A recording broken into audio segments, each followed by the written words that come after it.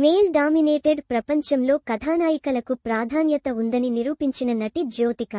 కోలీవుడ్ సహా సౌత్ నార్త్లో జ్యోతిక సుపరిచితురాలు. గ్లామర్ ఎలివేషన్తో పాటు నటనకు ఆస్కారం ఉన్న పాత్రల్లో జ్యోతిక నటించి మెప్పించారు. ఇక హీరో సూర్యను పెళ్లాడాక మామైన కొన్నేళ్ల వరకు జ్యోతిక ముఖానికి రంగేసుకోలేదు. కొంత గ్యాప్ తర్వాత నటిగా జ్యోతిక సత్తా చాటింది.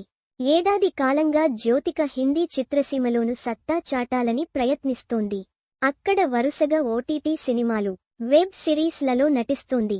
తాజాగా జ్యోతిక ప్రధాన పాత్రలో హితేష్ భాటియా దర్శకత్వం వహించిన హిందీ వెబ్ సిరీస్ డబ్బా కార్టెల్ ఫిబ్రవరి 28న నెట్ఫ్లిక్స్ ఓటీటీ ప్లాట్ఫామ్లో విడుదలైంది. ఈ సిరీస్ను చూసిన తర్వాత సోషల్ మీడియాలో చాలామంది మిశ్రమ స్పందనలు వ్యక్తం చేశారు. సిరీస్ కేవలం వన్ టైం వాచ్ అని రాశారు. జ్యోతిక ఈ సిరీస్లో కీలక పాత్ర పోషించింది. అయితే తన నట ప్రదర్శన గురించి అంతగా చర్చ లేదు. వెబ్ సిరీస్లో జ్యోతిక చాలా పరిమిత పాత్రలో నటించింది. తన పాత్ర కారణంగా సిరీస్ ప్రభావితం కాదు. ఓటీటీలో ఒకసారి చూస్తే చాలు అనిపించే రొటీన్ వెబ్ సిరీస్గా ముద్రపడింది. అయితే దీని నుంచి కంబ్యాక్ అయ్యేందుకు జ్యోతిక వరుస ప్రాజెక్టులతో బిజీ అయ్యారు.